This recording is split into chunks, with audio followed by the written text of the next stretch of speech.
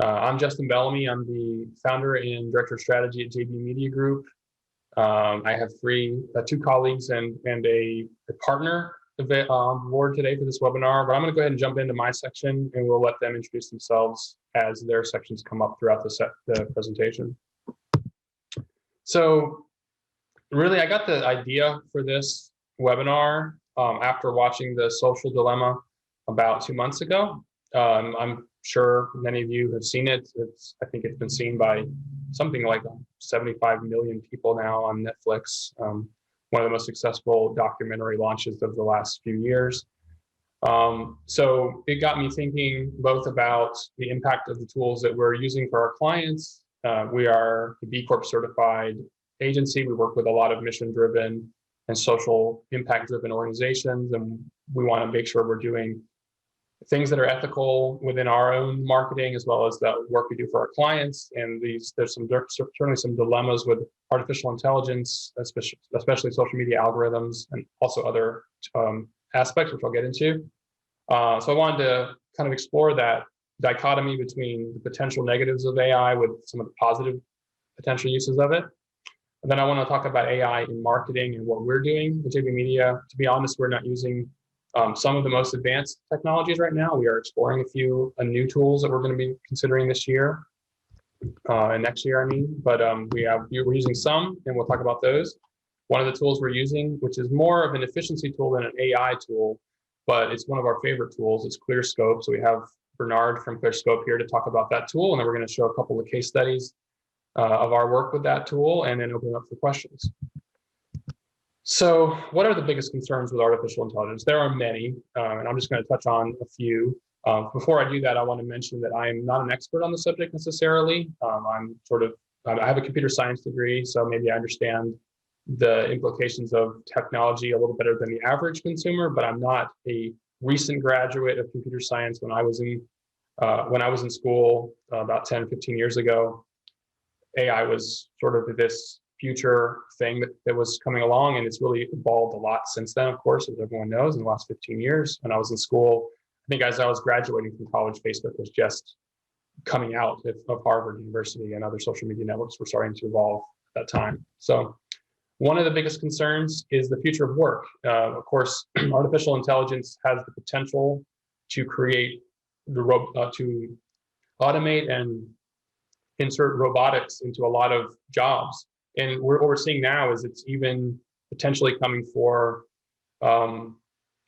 the business-to-business service industry jobs as well, like legal, like even content marketing, producing content. There's starting to be developed tools and technologies to replace some of the work that we do, as well as obviously manufacturing, agriculture, and a variety of other areas. So that potential impact on the economy and the status quo, what we have now of how people earn income and build their wealth, will be impacted for sure, and how that'll play out is being determined as different things, as the policy, regulation, and the technology evolve kind of in parallel. Another big concern, which I'll get into a little more later, is bias in the algorithms. So a lot of machine learning is based on learning from humans, and there's bias. There's bias and discrimination in the way humans make decisions.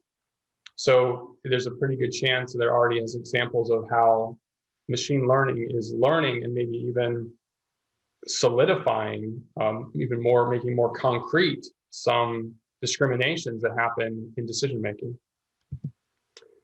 Of course, then there's the big discussion that was focused on in The Social Dilemma, which is the impact of social media algorithms on humanity, on people's mental health, on the dissemination of information, which I think I cover next. Yeah, so one of the biggest challenges with the algorithms is they favor engagement, and oftentimes sensational information or even false information is more engaging than the truth.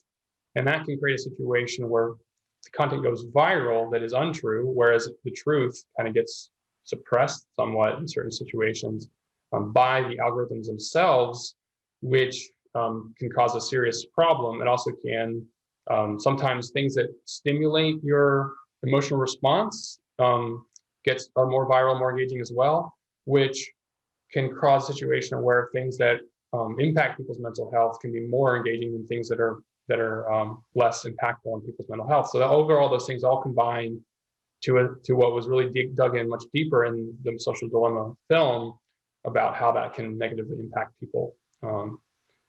And then there's surveillance and facial recognition. These are some of the more, I think, conversations that are more in the forefront right now.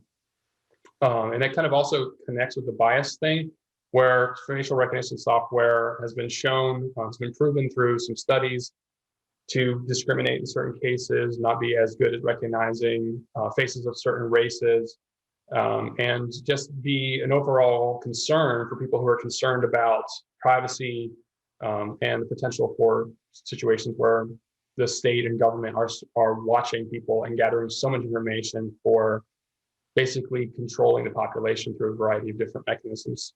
So that's something that AI will enable through controlling cameras out on the streets that watch people what they're doing and trigger potentially police action or things like that. So that's a big concern that's been from the very beginning of AI, one of the biggest concerns that people have been discussing and trying to address.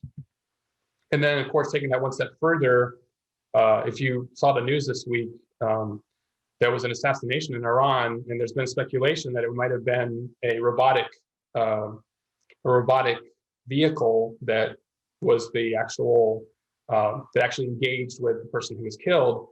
And there's also, of course, all the conversations in the last 10 years about drones as military tools. Drones are mostly now controlled by humans, but it's not only one step away from drones making decisions on their own through AI. And I'm sure that technology is in development, and we'll see more and more of that dilemma about how those tools are used by governments and individuals potentially as well. So those are the biggest ones that I'm aware of that I wanted to just touch on. Like I said, I'm not an expert on these things. I just wanted to just kind of put them out there. The ones that affect what we do the most, future of work, bias in the algorithms, and the impact of social media, those are the ones that we are really facing and grappling with at JB Media as we decide how to use the technologies that are available to us to help our clients get their information out. Now, on the flip side of that, I did a little research into the benefits of AI and some of the potential applications that are positive, and I came up with a list here. One is agriculture. This can be basically using computer and machine learning to analyze satellite imagery to determine where to plant certain crops and how to rotate crops. And that can produce better yield and better use of resources and make it easier to feed population of the growing population of the world. Health, this can be a combination of data analysis and decision making, but also precision robotics. This is, things like surgeries that are so precise that humans can't actually do it, but robotics can do it even at a better level and have better outcomes, which is already happening. Accessibility. Some of the most interesting companies coming out with AI are basically offering sight to those who are blind, actually seeing what's out there and through machine learning, understanding what's in front of somebody and auditorily communicating that through machine learning, and other disabilities as well, not just visual disabilities, but the variety of other disabilities are, those folks are being supported through AI technology to have a more robust experience of what's happening in front of them, in some cases safer experience or more access to information, experiences, and technology. Education, this is an obvious one as we're all experiencing across the world right now, learning from home, the challenges of that, but there are potential benefits of AI in understanding the individual challenges and learning gaps for its student and providing exactly what they need as far as teaching techniques as well as actual content. The more personalized education is, the more likely a student is to thrive. And it's very hard to offer that through human instruction because of the scale. I was personally homeschooled. There were some benefits of that to me, that my mother was able to really customize my education. And I think what we're heading toward in certain scenarios is students being able to have access to more of a customized educational experience through automation and machine learning. Then there's some challenges. I already talked about bias in the algorithms. That kept coming up with every research piece that I looked at. And then lack of transparency. So when AI starts making decisions that affect people's lives, like whether or not you get approved for a loan, or whether or not your child gets into the college that they want to go to, there will be questions of why that decision was made. And if it was made inside of a computer algorithm, that can be harder to unravel than if it was made by a human. So that can be, there's a definite challenge there. And there's definitely some work going on right now around how to document the decisions that are being made by AI, especially when they affect people's lives in more substantial ways, so that there can be some accountability to the algorithm to make adjustments as needed when there is discrimination or other issues come up. So if you're watching this webinar and you're registered for this webinar, you get the slides. I want to share some of the resources that I looked at for this, as well as a great TED Talk that I watched a few times while I was working on the slides. They sort of identified some of those challenges and opportunities that we've been talking about. So real quickly, just want to touch on this. Here are the top ways that AI is used in marketing and advertising, which is the industry that we're in. We've had previous webinars on chatbots. My business partner, Sarah, who's on this call in the background, has led a few webinars or workshops on chatbots, which are a type of usually driven through AI. Recommendations, this is when you see additional product recommendations on certain websites. That's often driven by machine learning, dynamic pricing, programmatic media buying, which is something we're getting into, predictive ad targeting, automated content creation. We're going to talk about some of the automation and efficiency tools that we use to increase the pace and quality of the content we produce. And then business and market forecasting. And that's more of a business element, but it can impact your marketing decisions. And at JB Media, we're looking at the newest version of Google Analytics, which has some machine learning built into it. And then Mandy, who will be talking in a little while, she uses a couple different tools to transcribe recordings of interviews or content, and that can help accelerate the pace in which we can produce content. We use SparkToro. I'm going to be interviewing the CEO of SparkToro next month, Rand Fishkin, about the future, kind of the current state of online advertising with partnerships. And then Clearscope is the one we're going to focus on the rest of today. And then we're looking at programmatic advertising right now through a tool called Choosel, which does have some AI tools built into it that we're going to look at as well. So up next, we have Bernard. If you could take yourself off of mute. Howdy. And we have, we're glad to have you here. We're very excited about continuing to use the tool that your team has built. We've been using the tool for about, I think, going on, I think it's close to 2 years now, at least a year and a half. So Bernard, welcome. Tell us a little bit about the tool that you and your team have developed. Justin, thanks so much for having me. And that was a wonderful glimpse at this artificial intelligence world that we are finding ourselves more and more a part of. I'm still on the fence about whether or not all of these things are actually good. It's like, I think the thing that gets me the most is like that like the AI's influence on my own addiction to technology, right? It's like the Netflix like recommended videos and the YouTube recommended videos and the Twitter feeds. It's all like done to just suck my like attention away. And so I'm always just like, man, should I just like move off into the mountains and have a goat farm or what? But in any case, let's talk about more of the potential good applications of AI. So Clearscope is a software as a service that we built 4 years ago. And what Clearscope does is that it uses AI and natural language processing to understand what a topic is being written about. So you could imagine you would run a report in Clearscope, and Clearscope would go and crunch top-ranking Google results and say, okay, should you want to talk about what is artificial intelligence, you would likely want to talk about concepts like machine learning, algorithms, deep learning, human intelligence, business intelligence, self-driving cars. And these are all core concepts that are used when people normally write about what artificial intelligence is. We then wrap all of the recommendations into a Grammarly style experience. If you're not familiar with Grammarly, it's sort of this real-time scoring system that as you're drafting your content, it's saying, oh, good, you talked about algorithms or artificial intelligence, and says, okay, but your content quality still needs quite a bit of work. And Clearscope then is mostly designed to help improve content quality with the objective then of helping people rank better on search.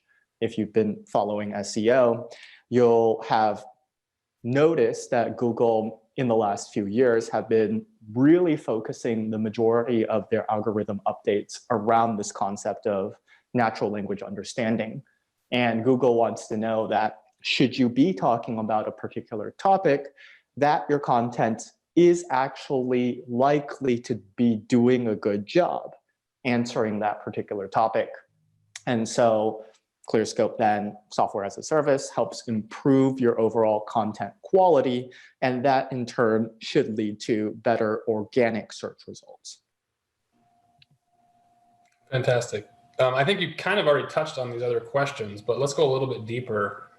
Can you explain kind of concisely how it helps with efficiency specifically? Right. So again, I don't know how many of you have dabbled in SEO content creation, but the very common task that one tends to perform when you are writing content for SEO is that you Google the keyword, right? If you're like, okay, I want to rank for artificial intelligence, oftentimes you're going to Google artificial intelligence and read the Wikipedia article and read, all of the different results that end up showing up for that particular topic and digest what other people are talking about, kind of resynthesize it, and then put your own spin on that particular topic.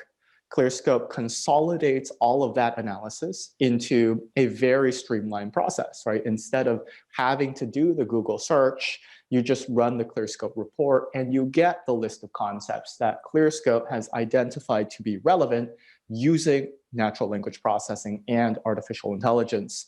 So you could think of it as then streamlining the overall research phase of your content creation process. But I think overall, the value that a lot of people have with Clearscope is this more ethereal concept of content quality. In the past, should you have gotten content created, you would read it. And as long as it didn't have any spelling mistakes or grammar errors, you would look at it and say, okay, yeah, I think it's good. Of course, unless you were an extreme subject matter expert, you wouldn't be able to say, oh, this is still lacking a few points here and there. But most people would just delegate the work to a freelance or in-house writer, get the work back, publish it, and then sometimes it would work spectacularly, rank really well in Google, but most of the time it wouldn't. You can imagine with a tool like Clearscope, you can take that end deliverable that the content creator makes and stick it inside the tool and get an objective analysis to say, oh, I see this piece of content was not as good from a conceptual coverage perspective. And that's why a lot of people like it. It's that it offers an objective way of scoring a piece of content on comprehensiveness that previously didn't exist. Fantastic. Can you give us maybe 2 examples or 3 examples of ways people are using it effectively? Maybe kind of on one end of the spectrum, which we're going to talk about, is improving existing content versus kind of making sure your content is comprehensive from the standpoint of doing new content. Totally. So we work with a large range of clients. I'm talking B2B, like HubSpot, Adobe, Shopify, to online media, where we have Condé Nast, a bunch of the Livestrong brands, e-commerce like Perfect Keto, Kettle and Fire, and B2C as well. So all across the board, people who are really focused on digital, which it feels like now everybody is doubling down, tripling down on digital. They're interested in Clearscope for a variety of different ways. Obviously, new content creation being an important part for online media companies because they're pumping out 10, 20, 50, 100 articles a day. And obviously, they would like those to rank well on Google. You can imagine for the B2B segment, like your Shopify's or HubSpot's, they have a handful of keywords. Well, HubSpot has a lot of keywords, but they have a list of target keywords. And what they want to do is to make sure that the content that they've produced for those keywords is continuing to do well. So that's then this constant refreshing of existing content. I would say that right from then creation to refreshing in the middle, you have, of course, the research and outlining phase. And that's predominantly what Clearscope is going to be used to help.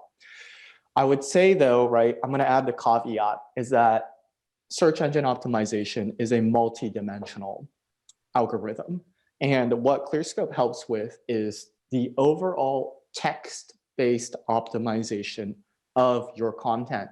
So a very big confusing part that people make when it comes to SEO is thinking that the overall described best practices that you read on the internet from Moz or wherever else you're reading it is a one-size-fits-all sort of equation. Clearscope, again, only helps you write the most comprehensive text for the topic that you're writing about. But different keywords are going to deserve different criteria that the user is going to care about. So Clearscope then is really going to make a significant impact on more of the resource style or informational posts that have more weight on this concept of covering the subject matter comprehensively. When you start to deviate away from that, then you'll imagine that Clearscope's overall impact on the list of terms is going to start to decrease as well. So the main way then our clients are using Clearscope is to make sure that the text on the page is covering the subject matter well. But you can imagine for e-commerce-based queries, you're still going to want to have high quality product photos, user-generated reviews, frequently asked questions. Those are going to be still very important parts that Clearscope isn't necessarily going to help you with. So Clearscope then just focused on text-based content quality. Okay, wonderful. Thank you, Bernard. We're going to move on to the rest of the presentation, which will be 2 examples of our work with Clearscope, and then we'll have some Q&A at the end, and hopefully you can stick around and if there's any questions directly for you. So the first example is actually an interesting one because this project spanned the time period when we decided to purchase a license to the software Clearscope. So the project was for the Global Impact Investing Network, the GIN out of New York.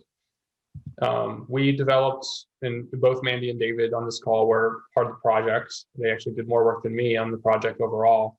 But we ultimately created a content strategy which identified around 15 potential topics that they could produce, put pillar pages on. Pillar page is a long form informational page, which is a perfect fit for Clearscope. They had one for their main topic of impact investing, which was ranking #1 for things like what is impact investing, even just the general term. It was in the first or second position on Google for almost every major keyword in that category. But they didn't have very many other long form pages.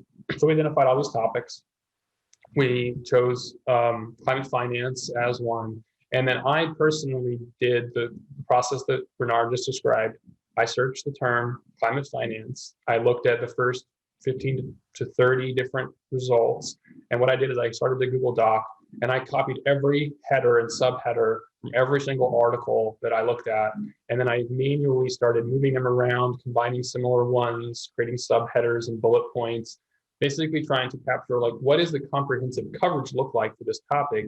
And then I kind of segmented out what I didn't think the GIN would even have qualification or relevance to talk about, put those at the bottom, and then handed over to one of our team members who's no longer with us, but she helped me tweak it a little bit, make it better, edit the outline. We supplied the outline to client. They wrote about 3,000 words on the subject matter. They sent that back to us. At that point, we had Clearscope. So we were able to use Clearscope to finalize the piece, which is kind of the process that Bernard was talking about as well. Grade it, get an objective grade, help edit in some missing pieces, and then launch it. It was launched on Earth Day of this year, actually. And that before that, they were on page 9 for the subject. They had some old research pieces and some articles that were a couple years old on the topic that were ranking on page 9. This new comprehensive guide page moved up to, took a little while, took about 3 months to move up, but it made it to page 1. And it's right now, it's at the very bottom of page 1. And as Bernard said before, it's not the be all end all. It might be the most comprehensive piece or top 3, but it's not in the top 3 because it needs a little bit better user experience. It needs a little bit more incoming links to that page. If we probably had 10 or 15 links and some better graphics, maybe some video content, it might move up to top 3. But it's as good as it can be from a content perspective for now.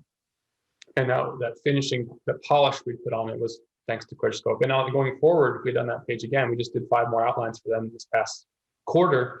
We used Clearscope for all those outlines, and it was a much shorter process. It probably cut the time in half or a little better than half on doing those outlines. Next, I'm going to talk about a recent project that the team on the call helped me with, which was we own Romantic Asheville. And this is a large website with about 900 pages. I guess that's not large by a lot of standards, but it's a relatively large travel guide for our region. And it does get a tremendous amount of traffic, about 6 million visitors per year, which is more than any local tourism website in our region. And this is a very popular tourism area. About 80% of that traffic is from organic search. And what we're looking to do is prioritize SEO opportunities across the entire website. So I'm mostly focusing on how to improving existing pages for this current project. So identify growth opportunities. We use a variety of tools to do that. So we use Ahrefs is another software tool similar to Moz that we have a subscription to, where we can pull all the current rankings. And then we selected the top 20 to 30 opportunities. And I personally did that, and we're just as a manual selection. We narrowed down to the top 5. We ran Clearscope reports. And David, do you want to speak about the work that you provided on this project, specifically to help me with the ranking reporting and the prioritization? Sure. So I'm David. I'm an SEO specialist at JV Media. On this project, so with Clearscope, you only get, at least for our tier, you get 25 reports a month. So you do have to be strategic in what keywords you run. So we started by going into Ahrefs and exporting the current rankings of Romantic Asheville. And Romantic Asheville ranks for quite a bit of keywords, I think millions of keywords. But a lot of those are long tail. And so from there, we filtered that into these high volume, certainly, so a keyword such as Blue Ridge Parkway, things to do in Asheville. So they're getting a lot of monthly traffic. And then we're looking for keywords that we're already ranking for that are in position 5 to 30. And that's what the idea, if you're already ranking for something, it's a lot easier to move up rather than trying to do something from scratch. We are going to optimize a piece. And I also wanted to say with this, because Ahrefs is, you would pay for it. There are ways to do this for free, because I know a lot of you probably don't have Ahrefs. So Google Search Console is a great alternative to doing this. And you can do that for free, and you can find out what you're already ranking for. All right. And so from there, once we get this list, and you'll see this list in the coming slides, we decided what to focus on based on position and also the strategy of the website, what the website prioritizes. And so going with the idea of only having 25 reports a month, you want to make sure that the keywords that you run are it's the correct variation on the keyword, because sometimes with search terms, a change of one word, even an S, can often change what Google is looking at. So you need to make sure before you run the report if the search intent is correct. And so that's something we did here. And as you'll see with the list, it's more straightforward in this example, but there are times when it's a little bit more complicated. Yeah, I wanted to add that it's not always intuitive. And I'm going to show a couple of screenshots of the David's work and my process of refining it. But we're also going to move that into Mandy's process of optimizing one of the pages. And we actually had a weekly strategy meeting a couple weeks ago where Mandy and I actually got into a little bit of a debate. And I think it was a very important debate in that I was trying to make the case that we should try to rank for some really broad keywords and include content on the site that doesn't even relate to what we do, and we link out to other things. And Mandy was making the counter argument that let's focus on keywords that have a search intent that really matches our site's focus, so we can really get comprehensive without going outside of the bounds of what we offer.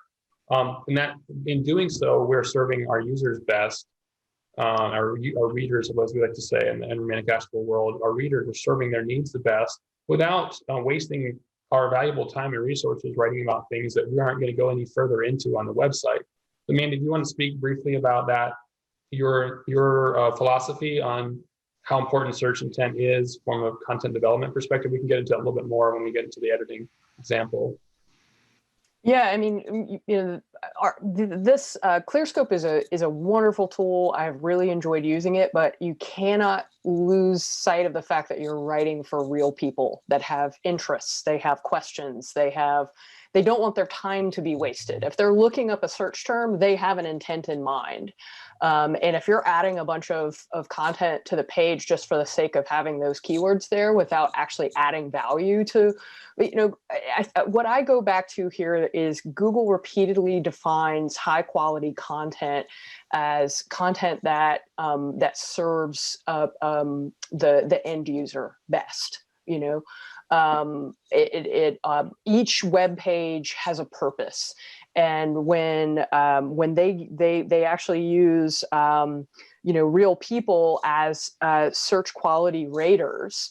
Now they say that those people that analyze and rank web pages, that the scores that they give to web pages don't necessarily influence rankings, but I look to the search quality rater guidelines to see how they're defining high quality content for those people. And again, they come back to this. It fulfills the purpose of the page.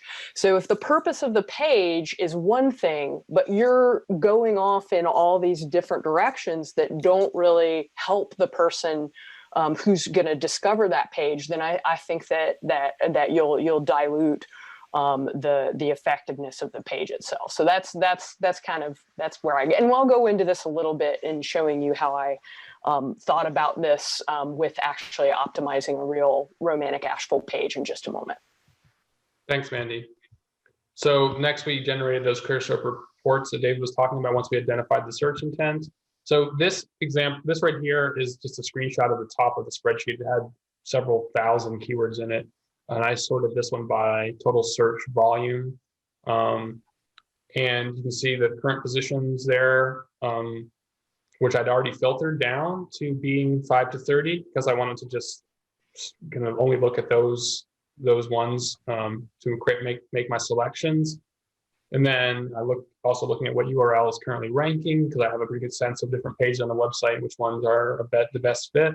So then what I did is I went through this list that David provided to me he used Ahrefs to generate it. I selected around 30 words. And from those, I narrowed down to about 10, and I sent those to Mandy. And Mandy picked the ones that she felt most interested in, or felt that matched the project best. And then David ran the reports on, and we identified the intent for those, and then David started writing those reports. And then Mandy took the report and started the optimization process. So Mandy, do you want to walk us through that process, and we'll show the examples in just a second? Yeah, so just to go through this really quickly, you can optimize directly in Clearscope. I prefer to use, there's an add-on that you can get for Clearscope where you can write directly in Google Docs. I write all of my content in Google Docs. So I prefer to use the add-on, but that's really up to your preference. Can you keep going, Justin? We'll just go through this really quickly. Edit for intent, adding the appropriate keywords from the report, and you want to improve the grade. And then once you've improved the grade, you replace the existing copy on the site with the new content that you've added. And you want to keep monitoring the traffic to the page over time. You may need to write some additional supporting content that's on that same topic. You may need to make additional changes. So if it's important, you want to keep monitoring and adjusting over time. The next slide is really just, this shows you what the optimization, what it looks like in Clearscope. I chose the Blue Ridge Parkway page for this example, just because it is, we didn't have to do a whole lot. This page is already performing really, really well. As you can see, it already had a B+ grade, but the minimum suggested, Clearscope says that you should be aiming for at least an A- to rank well for this keyword.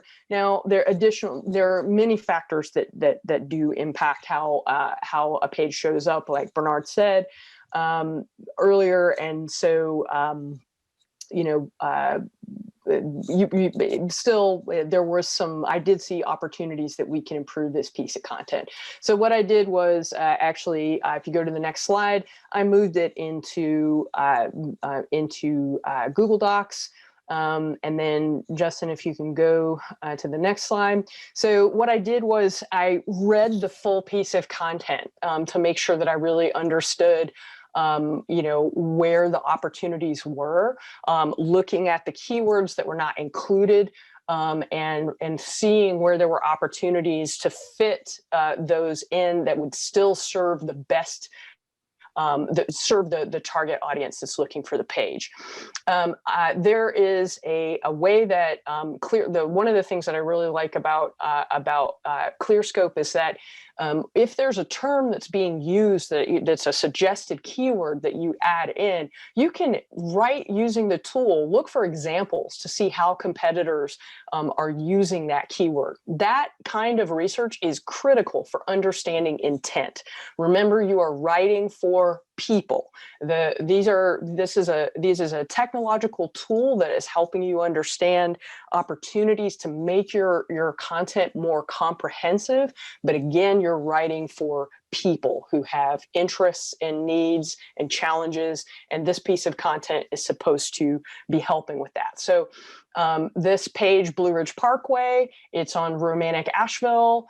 It is only really useful to people who are going to be exploring the parts of the Blue Ridge Parkway that are near Asheville.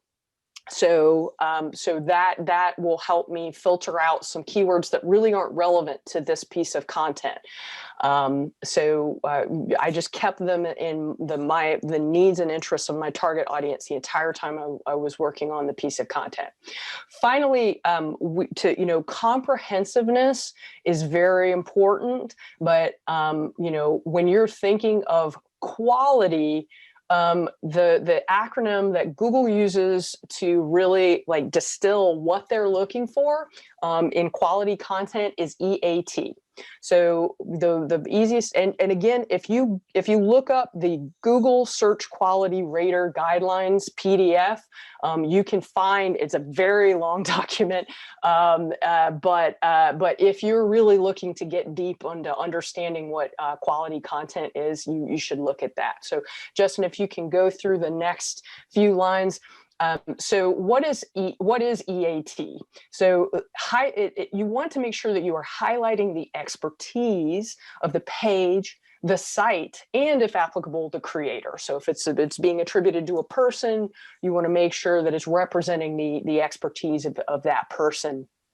You want to make sure that the content builds authority for that page and for the overall site. You want to make sure that you're only referencing authoritative sites. You want to make sure that you're building a piece of content that other people will want to link to, because it is clearly the authority on that topic. Comprehensiveness definitely goes into that, but also how well it's answering those questions. So making sure that you're linking to relevant pages within your own site, making sure you're only linking out to highly authoritative pages for sources. And then finally, you want to verify everything that you publish, because the content should be trustworthy. That page needs to be trustworthy. The entire site needs to be trustworthy. So expertise, authoritativeness, and trustworthiness, that is EAT. And that is what you're aiming for with every piece of content that you're producing. So Justin, if we can go to the next page. So you can see the green text. These are some keywords that were suggested that I have integrated in to the content. Now, there were a few things that I added in that were, the keywords that were suggested were Virginia, NPS, Shenandoah National Park. There were several others, but so those, I found opportunities to add those in. There was actually, in the original copy, there was, it didn't look like this at all. I kind of, the America's Favorite Drive is a sort of branded way of talking about the Blue Ridge Parkway. It may be, and that was not previously in this at all. It may be that somebody Googles, what is America's, best scenic drive, and it's possible that maybe this would help it rank for that. Well, we don't know, but this does come up a lot. So I found an opportunity to move to work that there. Also, originally, the piece of content said that the Blue Ridge Parkway was part of the U.S. National Park Service, which is not actually 100% correct. It's part of the U.S. National Park System, which is managed by the National Park Service. So that gave me an opportunity to actually correct a slight error that was in the very first paragraph of the piece of content, meanwhile also working in some other important keywords. I did include, there were lots of keywords that referred to the suggested keywords that referred to the Virginia section of the Blue Ridge Parkway, which is not germane to this piece of content, because this, and we can look at the full piece of content. Actually, if you go to that, that link is the actual page, and we can look at the full page in just a moment. But I decided not to add in the keywords Mabry Mill, Peaks of Otter, or Roanoke, because those refer to sections of to features that are on the parkway in a section that is not relevant to this piece of content.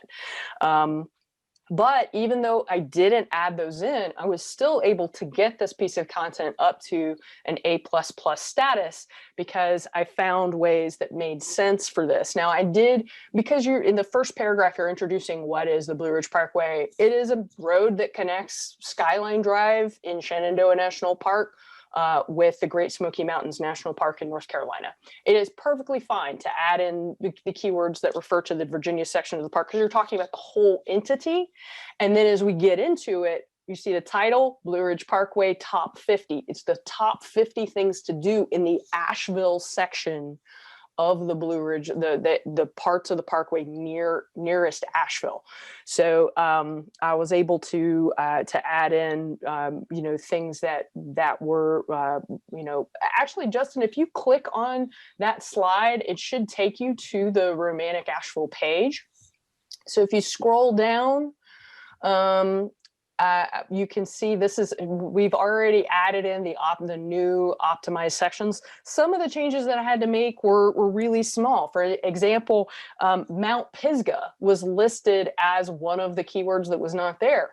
Well, I did a find on the page and found that Mount Pisgah was mentioned several times, but by its abbreviated MT.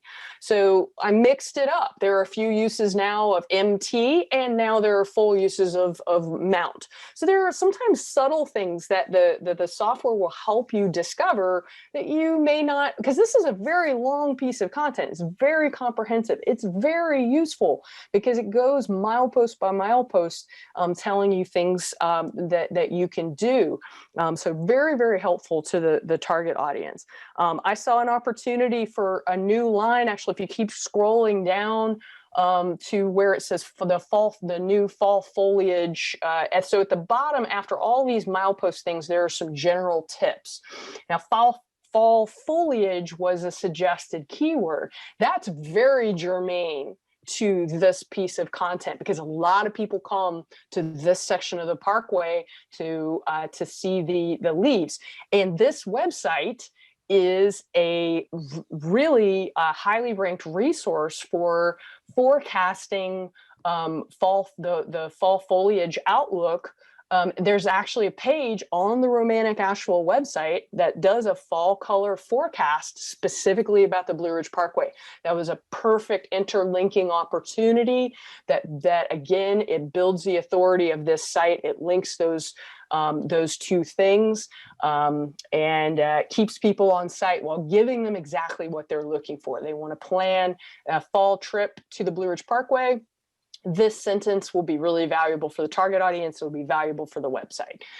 So those are the kinds of opportunities. And then, a few other little things that I added in, like the term long range. It was very easy for me to find an opportunity to say, you see long range mountain views here. If somebody's looking up, where can I see long range mountain views in the Asheville area? Well, now this piece of content might have a better opportunity to rank for that kind of stuff. So that's really, if you take anything away from this, it is Clearscope is a really valuable tool that you can use to look for opportunities that that would probably take you a whole lot of manual research to discover.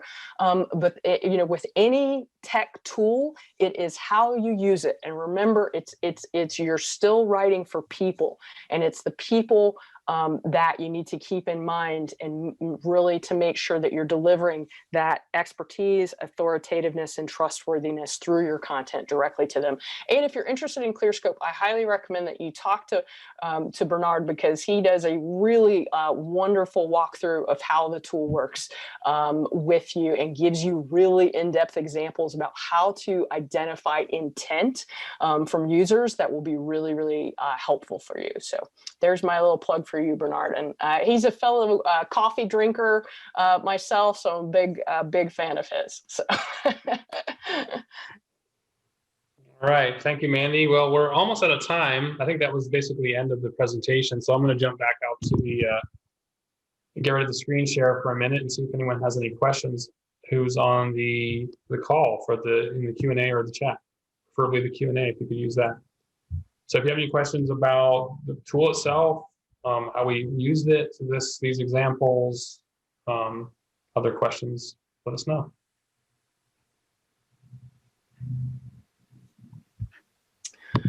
It's a lot to take in also. So Yeah. if you have questions that you don't know yet, feel free to email also later on. Definitely. Will you review the A++ rating again?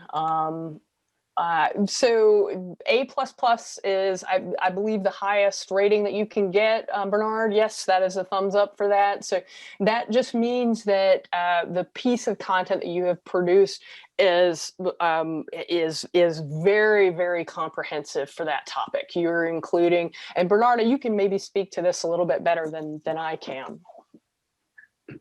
Totally. So don't want to go too deep into the weeds, but Google, right, when they evaluate content quality, how would you technically approach that as a problem, like just a problem? Because what makes a good, high quality piece of content seems so subjective.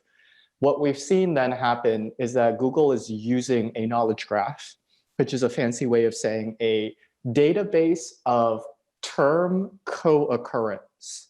So you could imagine that if somebody is writing about, say, Elon Musk, that most people who write about Elon Musk will mention that he is the founder of Tesla and Solar City and Hyperloop and all of these different things, right? So in Google's relational database or knowledge graph, you can imagine that Elon Musk and Tesla are concepts that almost overlap as just concepts that get discussed.